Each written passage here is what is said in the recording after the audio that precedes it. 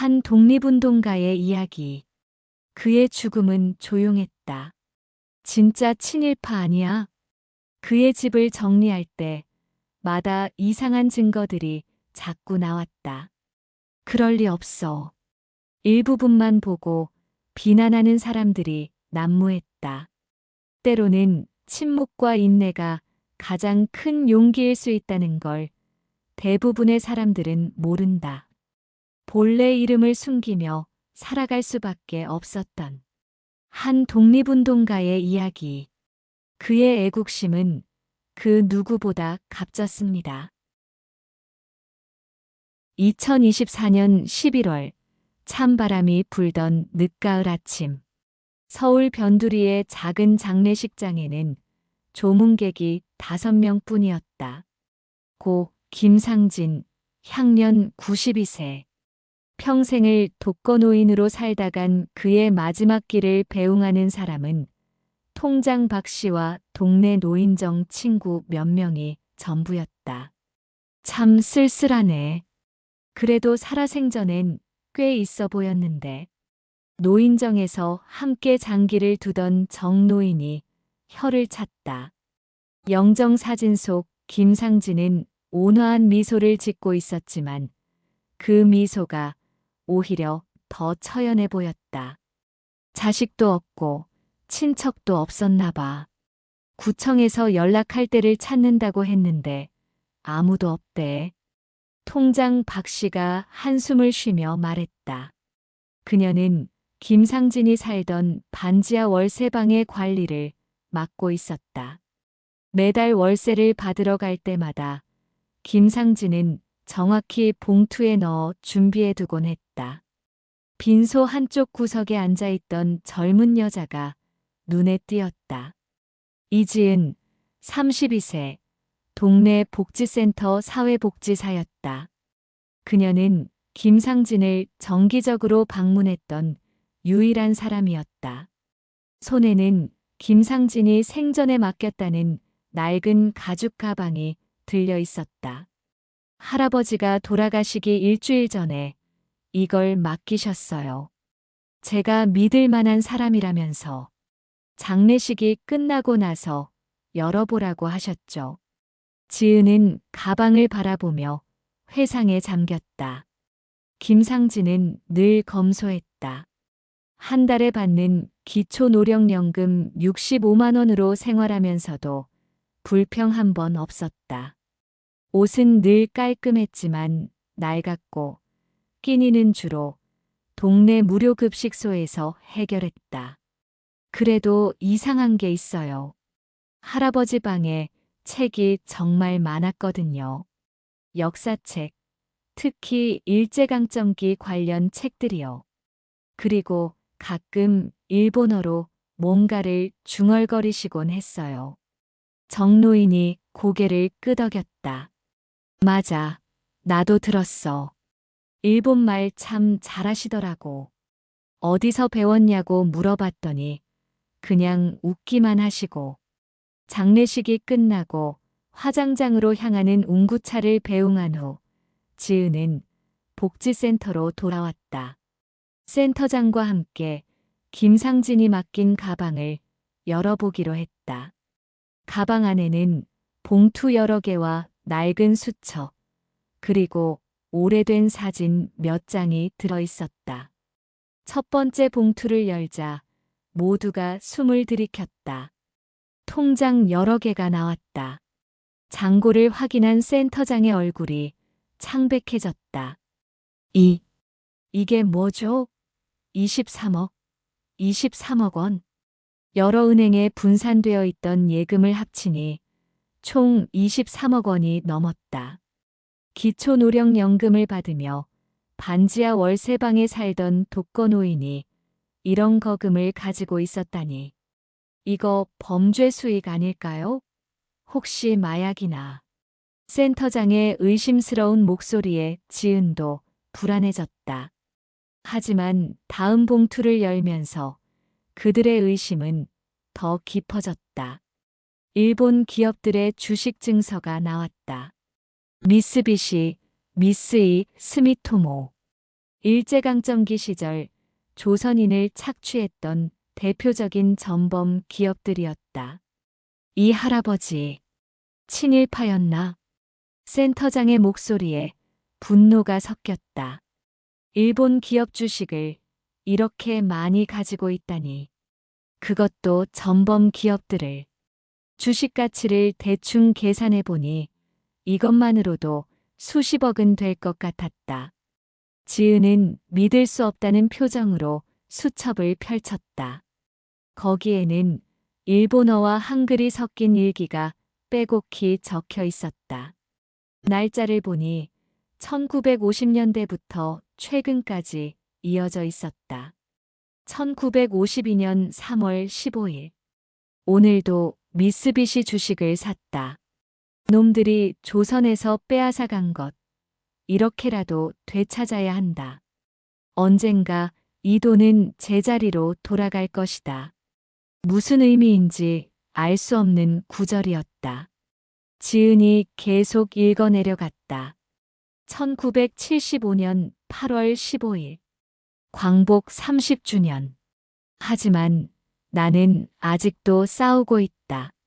놈들의 회사가 성장할수록 내 주식 가치도 오른다. 아이러니하다. 원수의 성공이 나의 무기가 되다니. 센터장이 경찰에 신고하자고 했지만 지은은 끝까지 읽어보자고 고집했다. 뭔가 석연치 않은 구석이 있었다. 김상진이 단순한 친일파라면 왜 그렇게 검소하게 살았을까? 왜 일본 기업을 놈들이라고 표현했을까? 마지막 봉투를 열자 편지 한 통이 나왔다. 대한민국 국민 여러분께라고 쓰여 있었다. 제 이름은 김상진입니다. 아니, 진짜 이름은 박준혁입니다. 1932년 평양 출생, 독립운동가 박만석의 아들입니다. 제가 왜 가명으로 살았는지, 왜 이런 재산을 모았는지 이제 설명드리겠습니다.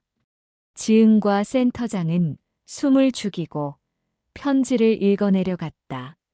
믿을 수 없는 이야기가 펼쳐지기 시작했다. 편지는 1945년으로 거슬러 올라갔다. 당시 13살이었던 박준혁 김상진은 아버지 박만석과 함께 평양에 있었다. 박만석은 비밀리에 독립운동을 하던 인물이었지만 표면적으로는 일본인이 운영하는 무역회사의 조선인 직원으로 일했다. 아버지는 이중 스파이였습니다. 일본인들에게는 충실한 직원으로 독립운동가들에게는 정보를 제공하는 동지로 활동했죠. 그 과정에서 일본어를 완벽하게 익혔고 저도 자연스럽게 배웠습니다. 1945년 8월 15일 해방의 날. 하지만 박만석에게는 기쁨보다 걱정이 앞섰다. 소련군이 평양으로 진주하면서 상황이 급변했기 때문이다. 친일 행적이 있는 사람들이 하나둘 체포되기 시작했다. 표면적으로 일본 회사에서 일했던 박만석도 위험했다. 아버지는 독립운동의 증거를 모두 불태웠습니다. 동지들에게 연락해 증언을 부탁했지만 이미 많은 이들이 월남했거나 행방불명되었죠. 결국 우리 가족도 남쪽으로 내려와야 했습니다. 서울에 정착한 박만석은 새로운 신분으로 살기 시작했다.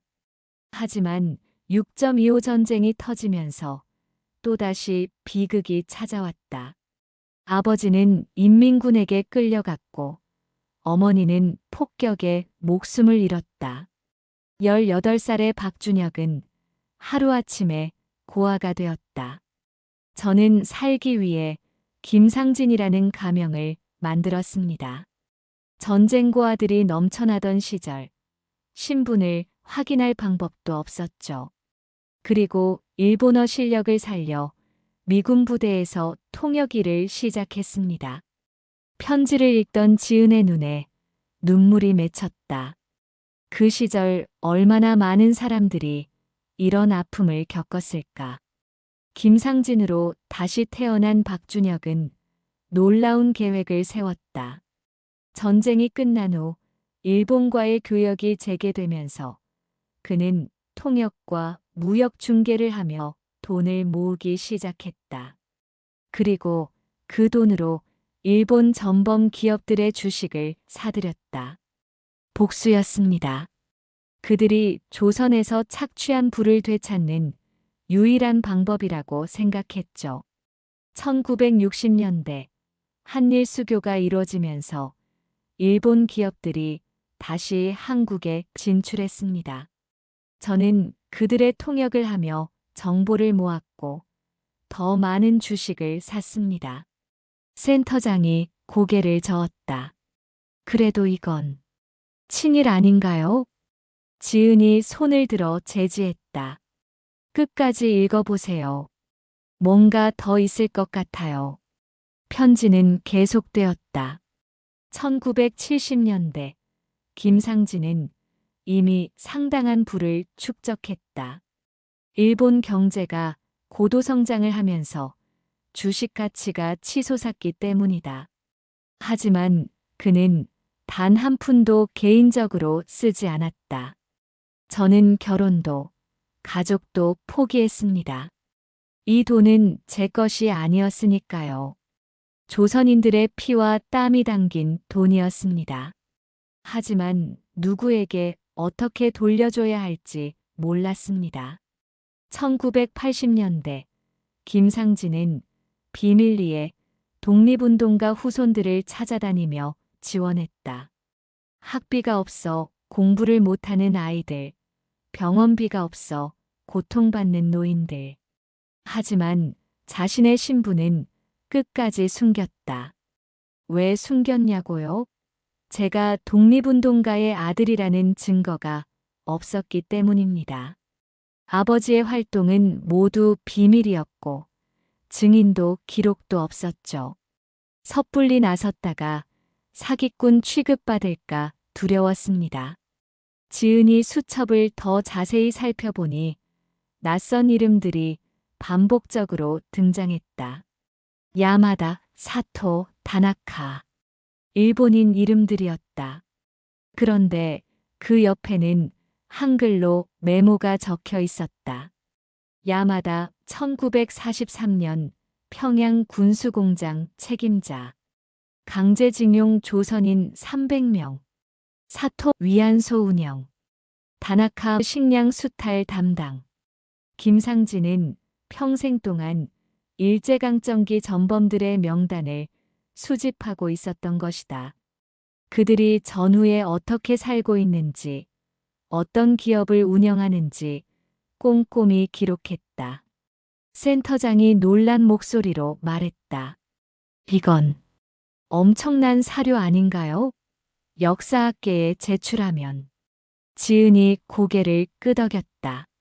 하지만 더 놀라운 것은 따로 있었다. 가방 깊숙한 곳에서 작은 금속 상자가 나왔다. 상자를 열자 오래된 사진들과 문서가 나왔다. 첫 번째 사진. 젊은 남자가 일본 군복을 입은 장교와 악수하고 있었다. 얼굴을 자세히 보니 젊은 시절의 김상진이었다. 아니, 박준혁이었다. 이게 뭐야? 진짜 친일파였나? 하지만 사진 뒷면을 보니 한글로 작은 글씨가 적혀 있었다. 1944년 3월. 아버지 박만석. 야마모토 소자와 함께. 이날 아버지는 독립자금 확보를 위해 거짓 계약서를 작성했다. 야마모토는 3개월 후 아버지의 정체를 알아차렸지만 이미 독립자금은 안전한 곳으로 옮겨진 뒤였다. 두 번째 사진. 한 무리의 사람들이 모여 있었다. 가운데 박만석이 서 있고 주변에 여러 조선인들이 있었다. 이들의 얼굴은 지워지거나 훼손되어 알아볼 수 없었다. 1944년 8월 15일 평양 지하 독립운동 조직 새벽별. 일본의 패전을 1년 전 예상하고 준비했던 동지들. 해방 후 이들 대부분은 좌우 이념 갈등으로 흩어졌고 증거를 남기지 않기로 서약했다. 지은이 문서를 펼쳤다. 일본어로 작성된 공식 문서였다. 제목은 조선인 노동자 명단이었다. 수백 명의 이름이 적혀 있었고 그들이 어디로 끌려갔는지 기록되어 있었다. 이건 강제징용 피해자 명단이에요. 정부에서 찾고 있던. 센터장이 흥분했다. 이 명단만으로도 수많은 강제징용 피해자와 유족들이 보상을 받을 수 있을 것이다. 편지의 다음 장을 넘기자 김상진의 진짜 계획이 드러났다. 제가 모은 재산 23억 원과 일본 기업 주식 전부를 다음과 같이 기부합니다. 첫째, 10억은 독립운동가 후손 지원 재단에. 둘째, 10억은 위안부 할머니들을 위한 기금에. 셋째, 나머지는 강제징용 피해자 가족 찾기 사업에. 일본 기업 주식은 모두 매각하여 역사정의 실현 재단을 설립해 주십시오. 이 재단은 일제강점기의 진실을 밝히고 피해자들을 지원하는 일을 할 것입니다. 하지만 김상진은 한 가지 조건을 달았다. 제 이름은 밝히지 마십시오. 저는 증명할 수 없는 독립운동가의 아들입니다. 친일파로 오해받을 수도 있는 삶을 살았습니다. 다만 이 돈이 제자리를 찾아가기를 바랄 뿐입니다. 제사장 분노와 오해. 다음 날 언론에 이 사실이 알려지면서 여론이 들끓었다. 독거노인 23억 기부라는 제목으로 시작된 기사는 곧 논란으로 번졌다. 일본 전범 기업 주식으로 부를 축적. 이게 미담인가? 친일파 재산을 기부한다고 면죄부가 되는가? 독립운동가 후손이라는 증거도 없으면서 인터넷 댓글은 더욱 격렬했다. 김상진을 친일파로 단정 짓는 사람들이 대부분이었다. 특히 일본 기업 주식을 가지고 있었다는 사실이 사람들의 분노를 샀다. 지은은 복지센터에서 언론 대응에 시달렸다. 기자들이 몰려와 김상진에 대해 캐묻했다. 독거노인이 어떻게 23억을 모았습니까? 일본 기업과 어떤 관계였습니까? 혹시 비리나 범죄와 연관이 있지 않습니까? 지은은 김상진의 편지를 공개하려 했지만 센터장이 말렸다. 증거가 없잖아요. 독립운동가 아들이라는 증거. 오히려 친일파로 몰릴 수 있어요. 하지만 며칠 후 예상치 못한 인물이 나타났다. 80대 노인 한 분이 복지센터를 찾아왔다. 그는 자신을 윤태섭이라고 소개했다. 저는 박만석 선생님을 알았습니다. 그리고 그의 아들 준혁이도 알죠. 지은과 센터장은 깜짝 놀랐다. 윤태섭은 낡은 사진 한 장을 꺼냈다. 1950년대 부산에서 찍은 사진이었다. 젊은 김상진 박준혁과 윤태섭이 함께 있었다. 준혁이는 제 목숨을 구해준 은인입니다. 6.25 때 부모를 잃고 거리를 떠돌던 저를 거둬주었죠. 그리고 일본어를 가르쳐줘서 미군 부대에서 일할 수 있게 해줬습니다. 윤태섭은 회상에 잠겼다. 그의 눈가가 촉촉해졌다. 준혁이는 늘 말했어요. 우리가 일본어를 배우는 건 복수를 위해서다. 그들의 말을 알아야 그들을 이길 수 있다고. 그래서 번 돈으로 일본 기업 주식을 사더라고요. 미쳤다고 했더니 이렇게 말했죠. 원수의 성공으로 원수에게 복수하는 거야라고. 윤태섭은 또 다른 증언을 했다. 1970년대에 준혁이가 저를 찾아왔어요. 제 아들이 대학에 갈 때였는데 학비 봉투를 들고 왔더라고요. 어디서 났냐고 물으니 독립운동하신 분들의 뜻이라고만 했죠. 나중에 알고 보니 저뿐만 아니라 수십 명의 독립운동가 후손들을 몰래 도왔더군요. 하지만 윤태섭도 박만석이 독립운동가였다는 직접적인 증거는 없었다. 다만 박준혁의 인품과 행동을 증언할 수 있을 뿐이었다. 준혁이가 왜 김상진이라는 가명을 쓰고 살았는지 아세요? 자기 아버지가 친일파로 오해받을까봐였어요. 증거 없는 독립운동가보다는 차라리 이름 없는 사람으로 사는 게 낫다고. 지은은 포기하지 않았다. 김상진이 남긴 자료들을 하나하나 조사하기 시작했다. 특히 일본 전범들의 명단과 강제징용 피해자 명단은 역사학자들의 관심을 끌었다. 서울대 역사학과 정현수 교수가 자료를 검토한 후 놀라운 사실을 발견했다. 이 명단에 있는 일본인들은 실제로 전범 재판 기록에 등장하는 인물들입니다. 그런데 더 놀라운 건 이들의 전후 행적까지 상세히 기록되어 있다는 거죠. 이건 평범한 사람이 할 수 있는 일이 아닙니다. 정 교수는 특히 한 가지 문서에 주목했다. 1944년 작성된 일본군 내부 문서였는데 거기에 박만석이라는 이름이 언급되어 있었다.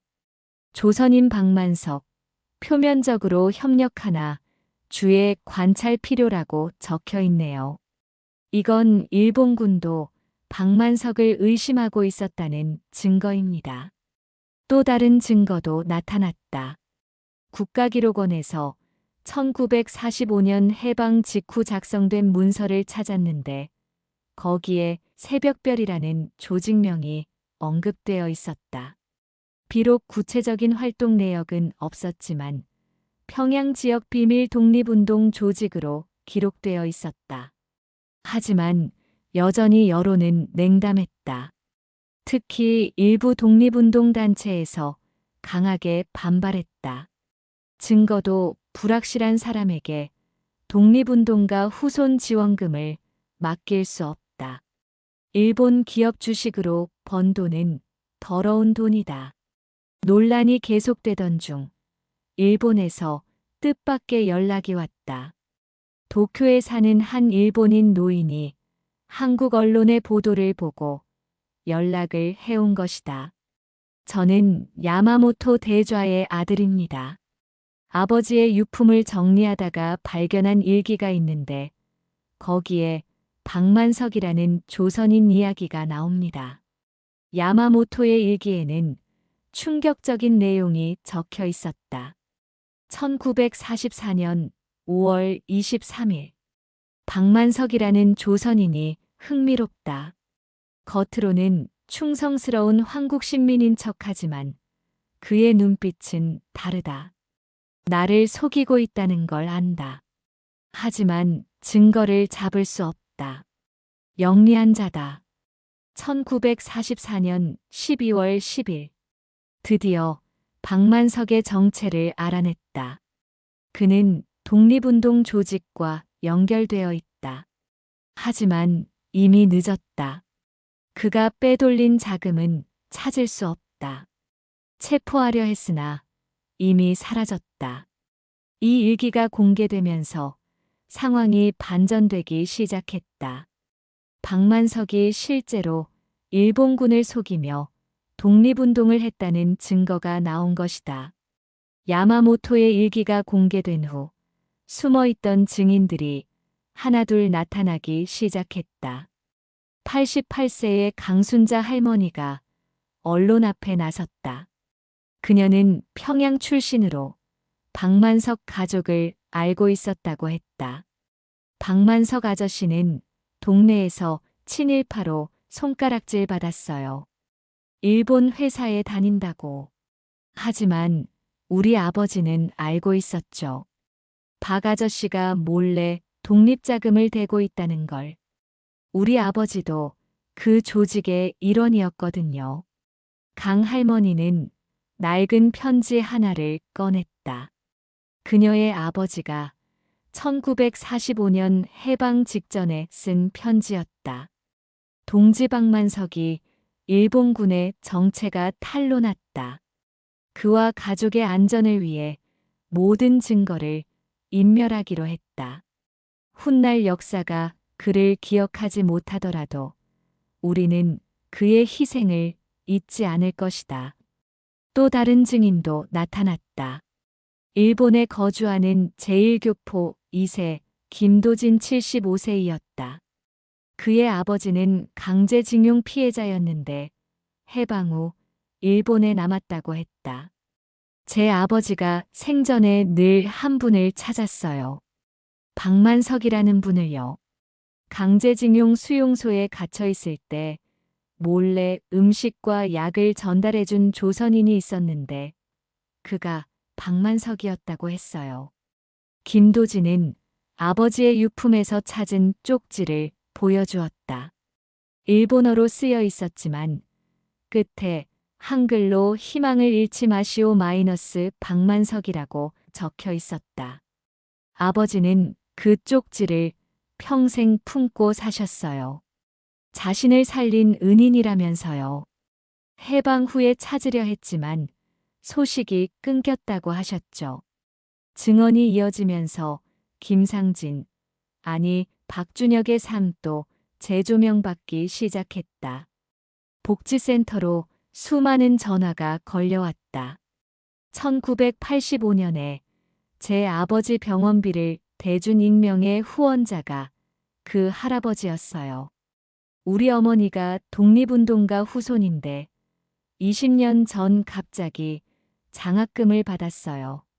그게 그분이었군요. 제가 운영하던 보육원에 매년 김장김치를 보내준 할아버지가 있었는데 지은은 이 모든 증언을 모아 정리하기 시작했다. 김상진이 평생 동안 남몰래 도운 사람들이 수백 명에 달했다. 그가 남긴 수첩을 다시 살펴보니 암호처럼 적힌 이니셜들이 바로 그들의 이름이었다. J.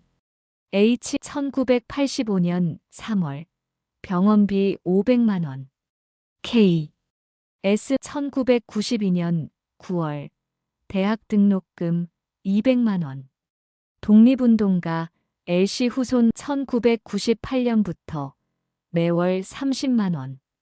언론의 논조가 바뀌기 시작했다. 숨겨진 영웅, 김상진. 아니 박준혁. 일본 기업 주식으로 독립운동 완성한 남자. 친일파 아닌 위장 독립운동가의 아들. 하지만 여전히 일부에서는 의구심을 표했다. 그래도 일본 기업 주식으로 돈을 번 건 사실 아닌가? 증거가 명확하지 않다. 미화하지 말자. 논란이 계속되던 중 지은은 김상진의 반지하 월세방을 다시 찾았다. 혹시 놓친 것이 있을까 싶어서였다.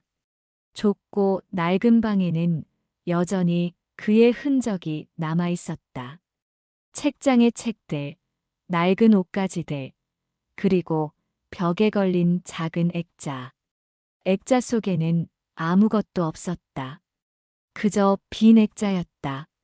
이상하게 생각한 지은이 액자를 떼어내려다가 발견했다.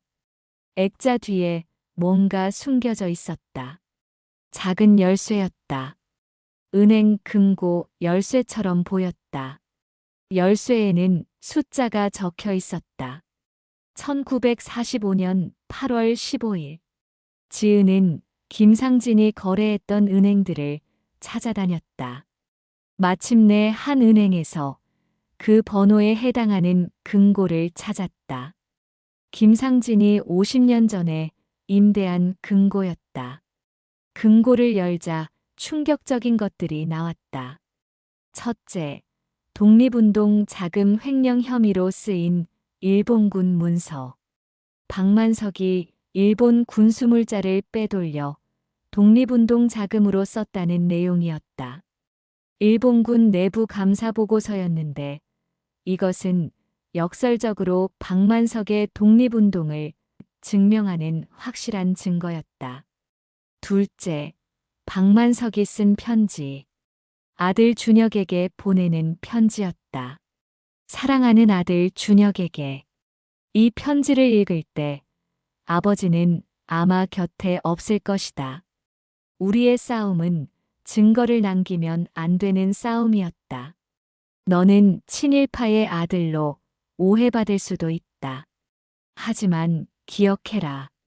진실은 언젠가 밝혀진다. 그때까지 참고 견뎌라. 그리고 우리가 하지 못한 일을 완성해라. 조선에 빼앗긴 것들을 되찾아라. 방법은 내가 선택해라. 1945년 8월 14일 아버지가. 셋째, 놀랍게도 대한민국 임시정부 발행 증서가 있었다. 박만석을 독립운동가로 인정한다는 내용이었다. 하지만 해방 후 좌우 이념 대립으로 임시정부 문서 많은 부분이 인정받지 못했고 이 증서도 공식 기록에는 없는 것이었다. 넷째, 사진첩. 박만석과 함께 찍은 독립운동가들의 사진이었다.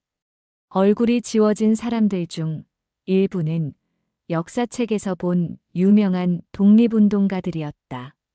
하지만 신변 보호를 위해 일부러 얼굴을 지운 것으로 보였다. 마지막으로 김상진이 최근에 쓴 것으로 보이는 메모가 있었다. 나는 평생 아버지의 이름을 되찾고 싶었다. 하지만 그보다 중요한 것을 깨달았다. 이름을 남기는 것보다 실천하는 것이 중요하다는 것을.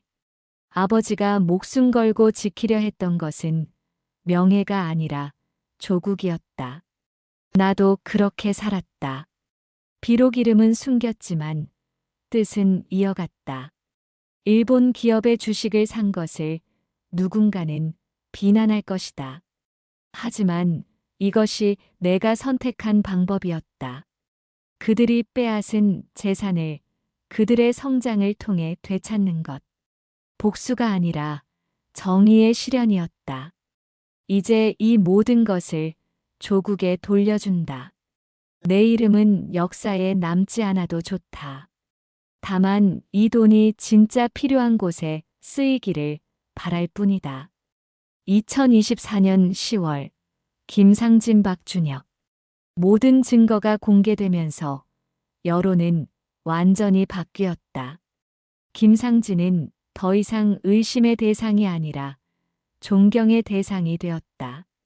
정부에서도 공식적으로 박만석을 독립운동가로 인정하는 절차를 시작했다. 2025년 3월 1일 3.1절 기념식장. 대통령이 직접 박만석과 그의 아들 박준혁 김상진의 이야기를 언급했다. 숨겨진 영웅들이 있었기에 오늘의 대한민국이 있습니다. 증거를 남기지 못한 독립운동가들, 그리고 그들의 뜻을 이어받은 후손들. 박만석 선생과 그의 아들 박준혁 선생이 바로 그런 분들입니다. 무대 위에는 김상진의 영정이 놓여 있었다. 그 옆에는 박만석의 사진도 함께 있었다. 80년 만에 부자가 나란히 인정받는 순간이었다. 지은이 유족 대표로 무대에 올랐다. 비록 혈연은 아니지만 김상진이 마지막까지 신뢰했던 사람으로서 그의 뜻을 전하기 위해서였다. 김상진 할아버지는 말씀하셨습니다. 이름을 남기는 것보다 실천이 중요하다고. 할아버지가 남긴 재산은 이미 재단 설립이 시작되었습니다. 역사정의실현재단은 숨겨진 독립운동가들을 찾고 일제강점기 피해자들을 지원할 것입니다. 객석에는 김상진의 도움을 받았던 사람들이 가득했다. 그들은 모두 눈물을 흘리고 있었다. 윤태섭 노인이 일어나 말했다. 준혁이는, 아니, 김상진 동지는 말했습니다. 우리가 일본을 이기는 방법은 그들보다 더 성공하는 것이라고. 그는 그 약속을 지켰습니다. 일본 기업의 성장을 역이용해 조국을 위한 자금을 만들었죠. 강순자 할머니도 거들었다. 누군가는 묻겠죠. 왜 숨어서 살았냐고. 하지만 그게 그 시대를 살았던 사람들의 방식이었어요. 떠들지 않고 묵묵히 실천하는 것. 그게 진짜 애국이었습니다. 일본에서도 반응이 왔다. 야마모토의 아들이 공식 사과문을 보냈다. 아버지가 저지른 잘못을 대신 사과드립니다. 그리고 박만석 선생과 박준혁 선생의 숭고한 정신에 경의를 표합니다. 그들이야말로 진정한 승자였습니다. 더 놀라운 것은 일본 전범 기업들의 반응이었다. 김상진이 주식을 보유했던 기업들이 자발적으로 추가 보상금을 내놓기 시작한 것이다. 우리 회사가 과거에 저지른 잘못을 반성합니다. 김상진 선생이 보여준 화해의 정신에 보답하고자 합니다. 미쓰비시는 10억 엔을, 미쓰이는 8억 엔을 한국의 강제징용 피해자 지원금으로 내놓았다. 김상진이 죽어서도 이뤄낸 또 다른 기적이었다. 재단 설립식이 열린 날, 지은은 김상진의 반지하 월세방을 다시 찾았다. 이제 그곳은 작은 기념관으로 바뀔 예정이었다. 책상 서랍을 정리하다가 마지막으로 발견한 것이 있었다. 김상진이 죽기 직전에 쓴 일기였다. 2024년 11월 1일. 오늘로 내 삶의 임무가 끝난다. 92년의 삶, 후회는 없다. 아버지, 이제 가서 뵙겠습니다. 아버지가 못다한 일, 제가 나름대로 완성했습니다.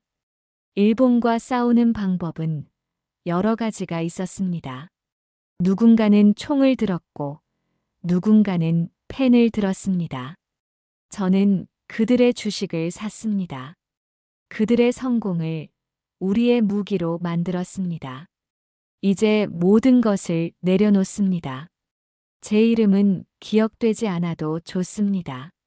다만 이 돈이, 이 뜻이 다음 세대에게 전해지기를 바랍니다. 독립은 1945년에 끝난 게 아닙니다. 진정한 독립은 우리가 그들을 용서하고 그들이 우리를 인정할 때 완성됩니다. 저는 그 길을 걸었습니다. 부디 이 땅에 다시는 증거를 숨겨야 하는 영웅들이 나타나지 않기를 바랍니다. 대한독립 만세. 김상진 박준혁. 지은은 일기장을 가슴에 품고 눈물을 흘렸다. 창밖으로 봄볕이 따스하게 내리쬐고 있었다. 김상진이 평생 살았던 반지하 방에도 마침내 환한 빛이 가득 들어왔다. 1년 후 역사정의실현재단은 첫 사업을 시작했다. 숨겨진 독립운동가 백인 찾기 프로젝트였다. 그리고 첫 번째로 공식 인정받은 이름이 바로 박만석이었다. 김상진의 묘비 앞에는 이제 새로운 비문이 새겨졌다. 박준혁 김상진 1932년에서 2024년. 독립운동가 박만석의 아들. 침묵으로 싸운 전사. 가난으로 위장한 부자. 용서로 완성한 복수. 여기 영원히 잠들다. 매년 11월이 되면 수많은 사람들이 그의 묘소를 찾는다.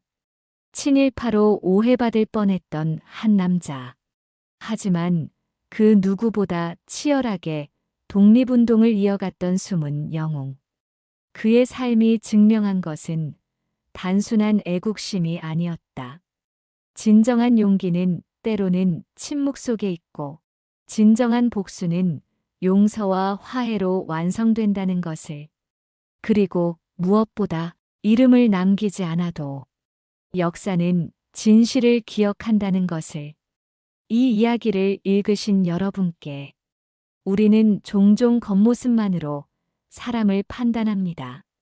가난한 독거노인을 보면 불쌍하다고만 생각하고, 일본 기업 주식을 가진 사람을 보면 친일파라고 단정 짓습니다.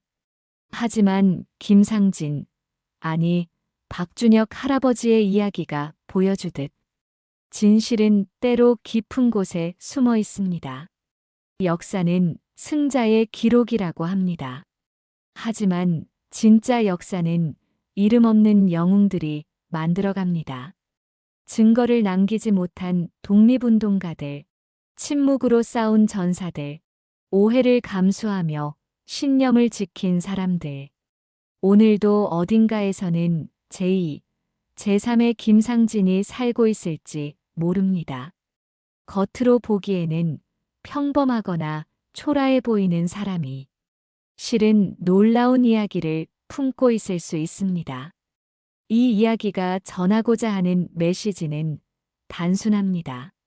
섣부른 판단을 경계하자는 것, 겉모습 너머를 보려 노력하자는 것, 그리고 때로는 침묵과 인내가 가장 큰 용기일 수 있다는 것. 분노하기 전에 이해하려 노력하고, 비난하기 전에 진실을 찾으려 노력한다면 우리 사회는 조금 더 따뜻해질 것입니다. 김상진 할아버지가 남긴 것은 23억의 재산이 아닙니다. 용서와 화해, 그리고 희망의 메시지입니다. 부디 이 이야기가 여러분의 마음속에 작은 울림이 되기를 바랍니다. 시청해 주셔서 감사합니다.